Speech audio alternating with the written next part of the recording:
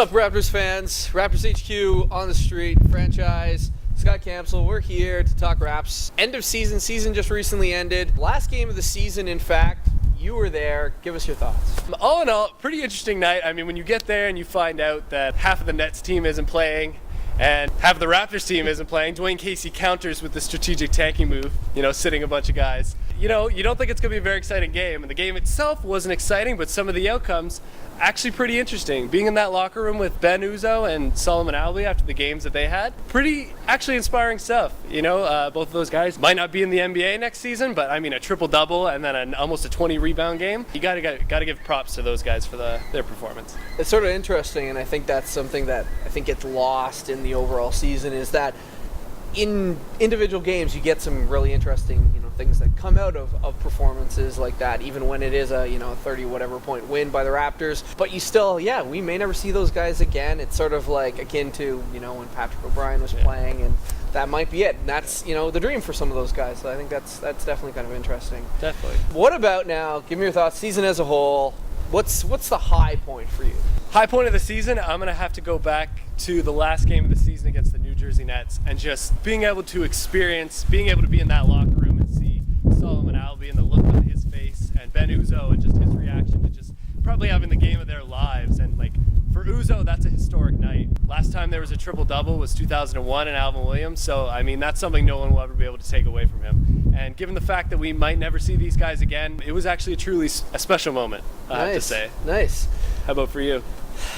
I'm struggling with this one because I'd like to say that it's Dwayne Casey. I mean, that's the obvious one because of the improvement. There's no question, short of miraculous in some ways. And I think especially for me, who's somebody who was never really a huge believer in coaching making a huge difference at the NBA level, college definitely, but sort of outside of your Phil Jacksons and your super elite coaches like that, I don't think I really believed in.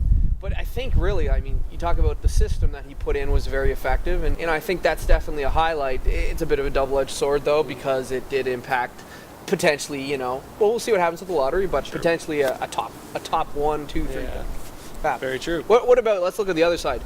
Negative, low point. Oh, man. You could pick a few. Yeah, there's a whole bunch of these. I'm going to go with the home loss to the Bobcats, which another one that thankfully we were there to take in. That was just a rough game. I mean, from my perspective, I kind of enjoyed, sad to say this, but I kind of enjoyed seeing Kemba Walker and Bismack Biyombo have big games. Wait, so now you've said that, you've enjoyed Nets and the Bobcats. Yeah, something wrong with me. It's just, drugs haven't worn off yet. It was enjoyable for me from that perspective, but from a Raptors perspective, that was embarrassing. I mean, team wins 7 games all season, and 2 of them are against your team. That's, not a great thing to put on your resume.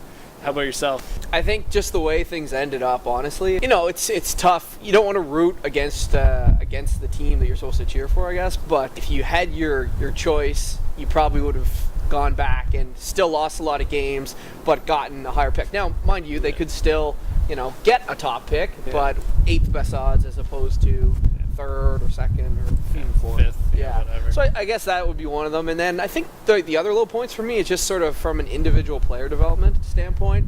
Didn't see much statistically from DeMar in terms of improvement, and maybe even arguably a regression from some guys like Ed Davis, and so many injuries that you look at Andrea Bargnani and you see those magic 13 games, but is that that you take those 13 games and you put that over the entire time that he's been in Toronto, that's a drop in in your sample size. So how do you really judge the talent that you have going forward? I think that was definitely one of the biggest issues, especially with the shortened season. I mean, with all the variables at play, I'm not sure you can really make a definitive statement about talent development. I mean, even though guys like DeMar didn't step up, but even if they had, I mean, given the schedule and you have certain teams coming in on 4 games of 5 nights that are taking a night off. So I just think that was problematic in general.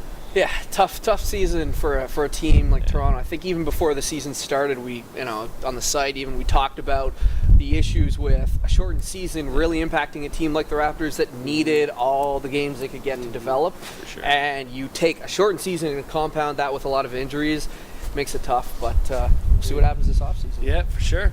Yeah. So let us know what your thoughts are. Comment below. Make sure you subscribe to the channel and stay tuned for the next videos. Subscribe.